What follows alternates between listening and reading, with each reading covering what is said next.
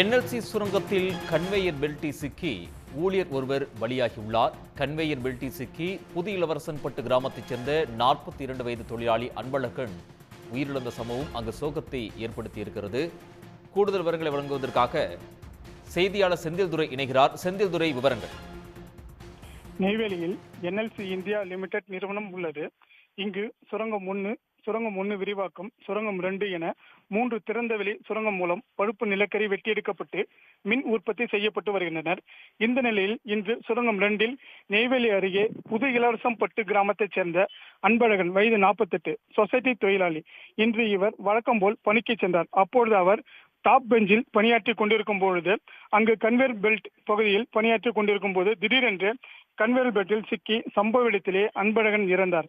இதனை கண்ட சக தொழிலாளிகள் அவரது உடலை மீட்டு என்எல்சி மருத்துவமனைக்கு கொண்டு சென்றனர். இதனால் நெய்வேலி என்எல்சி சுரங்கத்தில் கன்வேயர் பெல்ட்டில் சிக்கி சொசைட்டி தொழிலாளி இறந்த சம்பவம் அப்பகுதி தொழிலாளிகளிடையே பெரும் பரபரப்பை ஏற்படுத்தியுள்ளது. செந்தில்துரை, தகவல்களுக்கு நன்றி. உடனுக்குடன் செய்திகளை தெரிந்து கொள்ள சன் நியூஸ் பெல் ஐகானை கிளிக் பண்ணுங்க.